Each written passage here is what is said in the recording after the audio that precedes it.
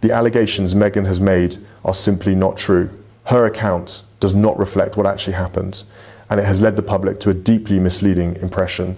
That version of events has no basis in... The request was made behind closed doors, but the answer echoed far beyond the palace walls.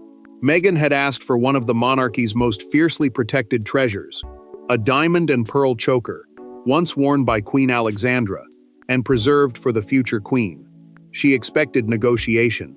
What came instead was a refusal so absolute that even the royal aide delivering it lowered his voice. But the heirloom itself was only part of the story. The real wound was what the denial represented. Before we go deeper into what this really means for the royal family, make sure to subscribe so you don't miss a single update. Meghan received the decision in a quiet drawing room, with Prince Harry seated nearby. Her representatives had requested temporary access to Queen Alexandra's diamond and pearl choker for an international charity appearance meant to rebuild her public standing after she left frontline royal duty. The Royal Collection Committee, the palace body controlling historically important crown jewels, had answered with one cold word: denied. Harry watched her read the final paragraph twice. She did not raise her voice. She placed the letter on the table and pressed one finger against the sentence that changed everything. The choker, officials wrote, was restricted by succession designation, meaning it had been set aside for someone connected directly to the future throne. Catherine, Princess of Wales, had already been chosen to wear it during later ceremonial duties as the future queen. Meghan understood the message beneath the language. This was not only about insurance, security, or tradition. The refusal told her that royal history would move forward without her. Harry felt anger rising, yet he recognized the palace tone polite enough to avoid open insult, firm enough to leave no path of appeal. Even Charles could not lend the piece as a private favor, because the jewel was tied to the crown rather than personal ownership. The palace insider later revealed the request through a documented account shared with a royal correspondent. Meghan's team had not sent a casual message. They had prepared a detailed proposal naming the charity event, security arrangements, insurance protection, and the international meaning of the appearance. Every page suggested careful planning. Every detail showed she expected the request to be taken seriously. Then one detail disturbed the palace. The proposal referred to Catherine's future access before that arrangement had ever been announced. Someone had told Meghan the choker was being prepared for the princess. Someone close enough to know a protected royal decision had allowed the secret to escape, and that breach would soon become dangerous. The answer would lead directly to the people caught between two women, one historic jewel, and two completely different visions of royal identity. To the public, it was a necklace locked inside a royal vault. To Meghan, it was proof that the palace still measured her worth from a distance. To Catherine, it was a responsibility she had never requested, but could not refuse. Between them stood Harry and William, two brothers, already divided by years of anger, now forced to confront what the heirloom truly represented. This was never simply a dispute over diamonds. It was a battle over belonging, legitimacy, and memory. Queen Alexandra's choker carried far more than beauty. The state-level heirloom, a historic jewel protected for official royal use rather than private ownership, linked generations of royal women through ceremony, duty, and public expectation. Its pearls represented continuity. Its diamonds carried the weight of the crown. Whoever wore it would not simply appear in jewelry. She would be presented as part of the monarchy's future. Catherine had learned months earlier that the piece would eventually enter her working collection, the group of jewels reserved for official engagements. She had not asked for it. She had not announced it. Yet when William called to explain that Meghan's representatives had requested the same choker, discomfort moved through her immediately. She knew how the decision would look, one woman moving closer to the throne, another being reminded how far she had moved away. Catherine stood beside her desk as the prince finished speaking. Her hand rested on the back of an empty chair before she slowly pulled it away from the table. Then she made her position clear. She would not wear the choker, while the dispute remained unresolved. William stayed silent for several seconds. He understood her instinct, but he also feared the message it might send. Stepping back, he warned, could look less like compassion and more like surrender. Meghan felt the wound from the opposite side. She told Harry that the palace had used the jewel to show that Catherine's path continued, while hers had been sealed off. He tried to separate the committee's rules from personal rejection, but she would not accept the difference. In her mind, the institution had always hidden human choices behind careful language. William then discovered something more serious. Meghan's proposal referred directly to Catherine's future access, a confidential arrangement known only inside the royal household. Someone had spoken. Harry finally admitted during a private recorded call that his wife had heard about the choker through a person still connected to palace staff.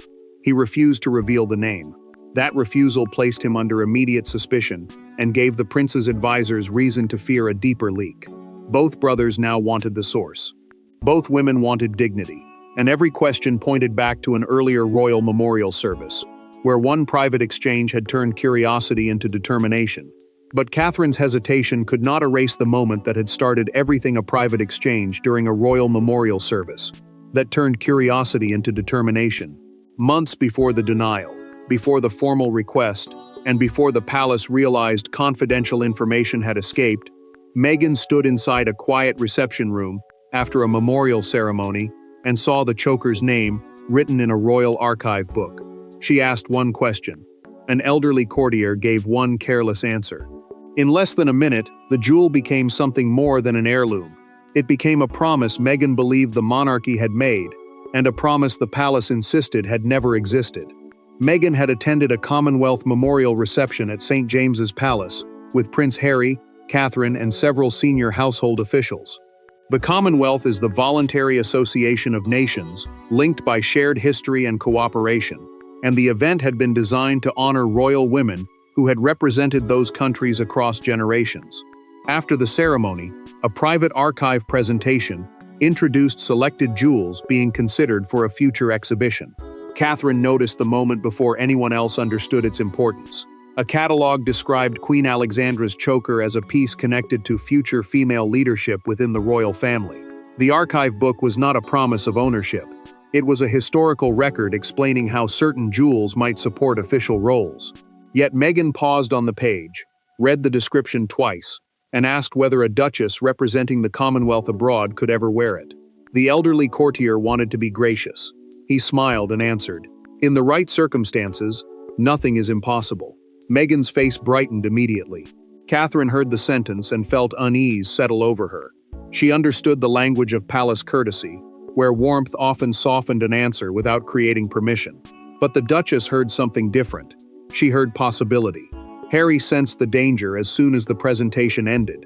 He closed the archive catalog and told his wife they should leave the subject alone.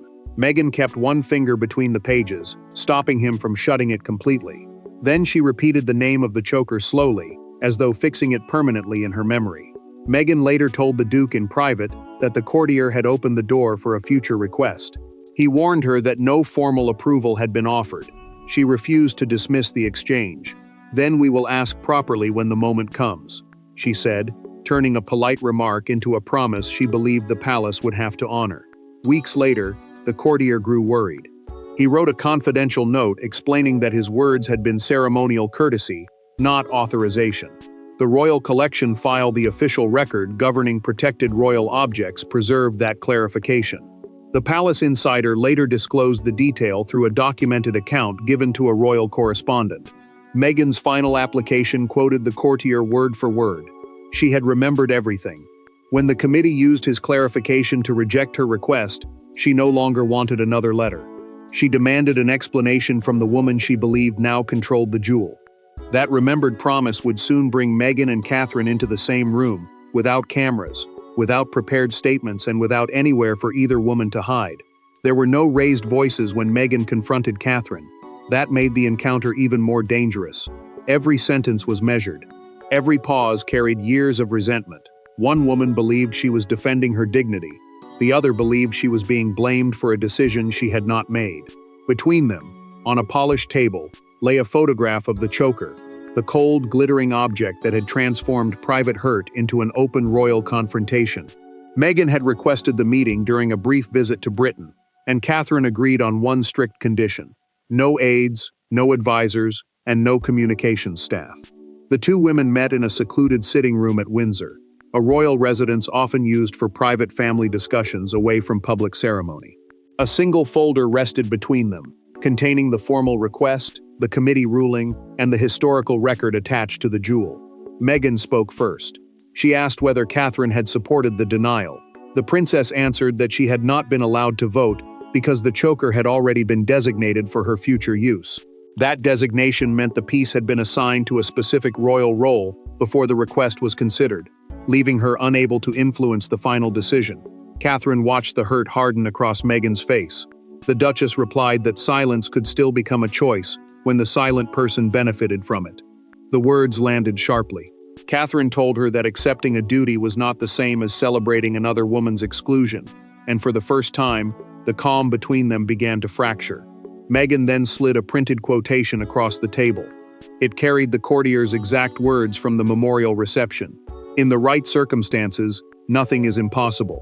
She insisted the palace had encouraged her, then retreated behind protocol when the moment arrived. Catherine read the page, opened the committee folder, and placed a second document beside it. The clarification note changed everything. It explained that the courtier's remark had been ceremonial courtesy, not authorization. Meghan had never seen it. Catherine revealed that she had offered to delay wearing the choker until the dispute settled. The committee refused because such a delay could suggest that pressure was capable of changing protected rules. She had tried to prevent the jewel from becoming a public victory. Instead, even that attempt had been denied. Neither woman reached for the papers again. Meghan pushed back her chair, then stopped before standing. She asked whether Catherine would have made the same choice if the decision had truly belonged to her. The princess answered softly, "I was never given one." Meghan held her gaze and asked who had allowed the clarification note to become decisive.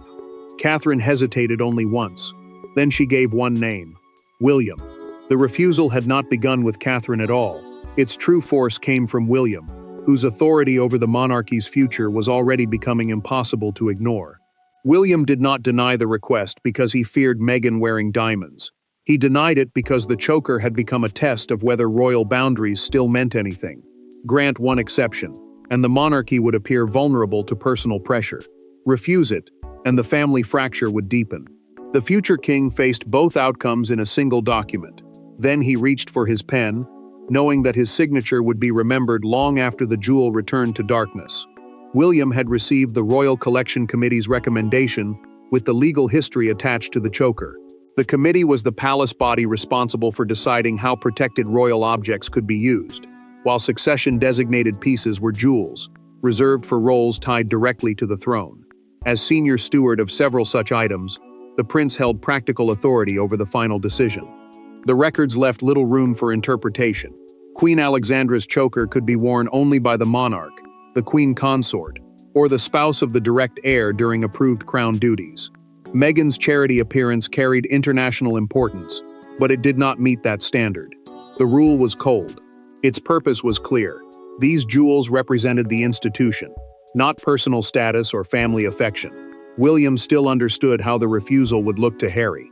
He read his brother's supporting letter slowly, noting the Duke's argument that Meghan's global work continued to strengthen Britain's image abroad. Harry had framed the request as an opportunity for unity. The future king saw the danger of making unity depend on an exception. Charles asked whether a limited loan could be granted as a gesture of reconciliation. The king's voice carried more sadness than pressure. William answered that peace built by breaking a boundary would collapse when the next boundary was challenged. The monarch did not argue, but he did not look convinced. Then one detail changed the room. William found the choker's private storage classification inside the insurance proposal. Only a small circle of employees and trustees knew that code. Meghan's team should never have possessed it.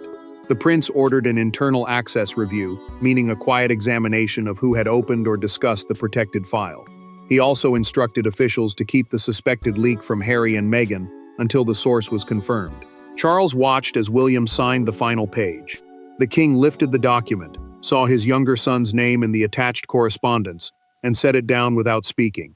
The prince uncapped the pen again, hesitated, then initialed the order restricting all further access to the choker's record. Hours later, one palace employee resigned without explanation. The signature settled the committee's decision, but it did nothing to contain the emotional explosion that followed when Harry learned his brother had personally made the rejection final. Harry had expected resistance. He had not expected William's name beneath the refusal. The discovery transformed a dispute over royal jewelry into something painfully familiar.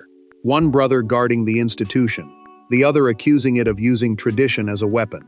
Their conversation lasted less than 15 minutes. It reopened years of anger. And when the call ended, neither man spoke of the choker again, because both understood that the jewel was no longer the true subject of their fight. Harry received the complete decision through his legal representative and read every page before reaching the final approval. The committee recommendation was the formal advice sent by the palace body responsible for protected royal objects, but the signature beneath it carried personal weight. William had not merely observed the process, he had made the refusal final. Harry called his brother directly. He refused to answer through advisors and demanded a private conversation before anyone prepared a public statement. William accepted, but the distance between them was clear from the first sentence. The Duke said Meghan's application had followed every rule the palace requested. Security, insurance, transport, purpose, everything had been supplied. To him, the process now looked like a trap designed to prove that no amount of cooperation could restore her place. William did not soften his answer.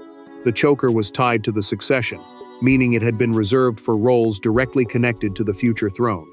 Detailed paperwork could explain a request, he said, but it could not make an unavailable jewel available. Harry accused him of hiding behind tradition. The prince replied that rules became meaningless if they disappeared whenever family pressure became painful. Then William raised the leaked storage classification. Harry's anger sharpened. He insisted that neither he nor Meghan had improperly accessed a palace file. The accusation felt larger than the jewel, because it suggested they were no longer viewed as family members asking a question, but outsiders capable of breaching the household. William repeated that only a small circle had known the code. The Duke answered that suspicion was not proof. Harry finally admitted one fact. Meghan had known Catherine was expected to receive the choker before the formal request was submitted. He refused to identify who told her, explaining that the person still feared professional retaliation. William heard protection in that refusal. His brother heard loyalty. The call ended without peace. Harry placed his phone face down so forcefully that a glass beside it trembled. Meghan sat across from him and did not ask what had been said. She removed the event proposal from its folder, tore the first page down the center, and told him to contact Charles.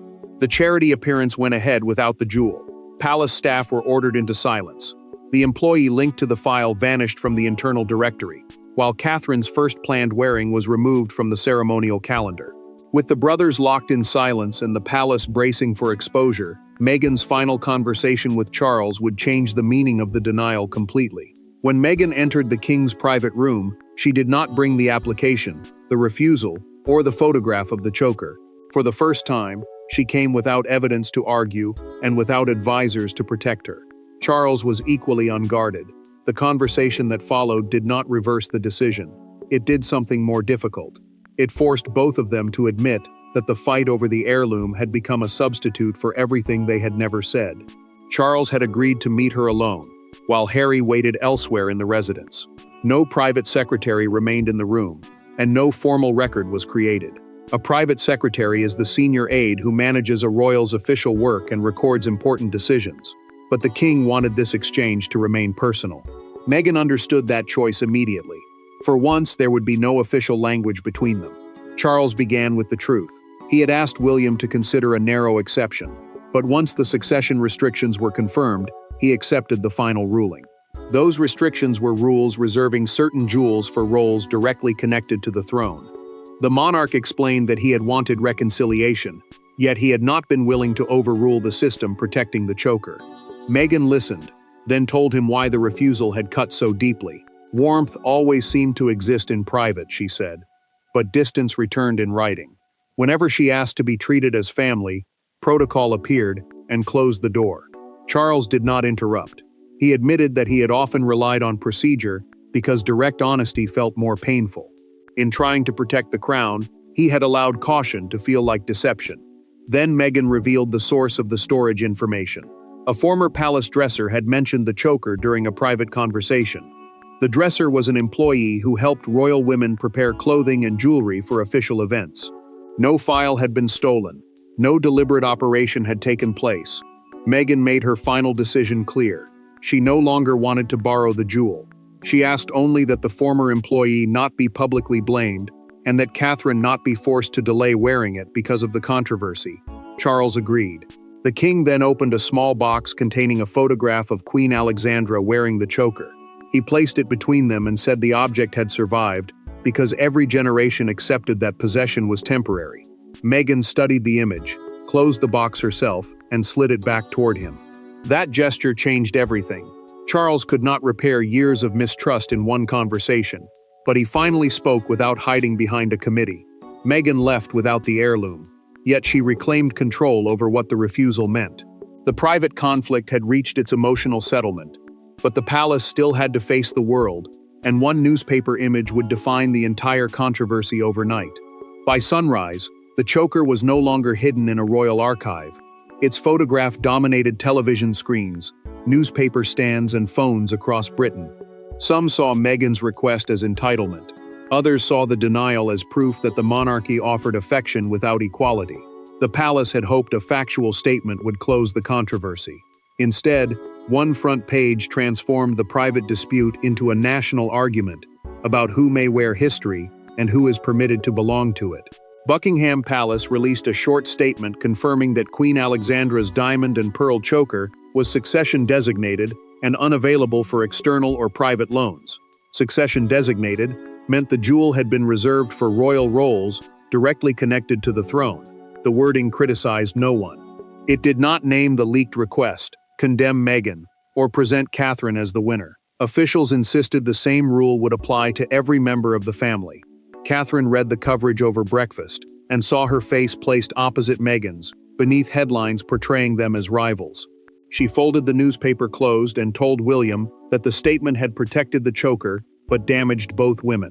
The prince understood her frustration, yet he believed silence would have allowed harsher rumors to define the decision. Meghan watched a national broadcaster describe her request as a direct challenge to Catherine's future status. She turned to Harry and said her private disappointment had been transformed into a public contest she no longer wished to fight. The Duke reminded her that she had already withdrawn the application, but the truth had not yet reached the audience. Then one front page captured the mood. The fictional London Chronicle placed the historic choker against a black background beneath the words, "The jewel the palace would not release." Outside Buckingham Palace, a crowd gathered near the gates. One woman held printed photographs of Meghan and Catherine above her head and asked why the public was being forced to choose between them. The moment spread across social media within minutes. A national broadcaster then revealed through a documented palace briefing that Meghan had voluntarily withdrawn her request before the official statement appeared. The disclosure changed the story. What had looked like defeat now carried an element of acceptance. Catherine made her own decision.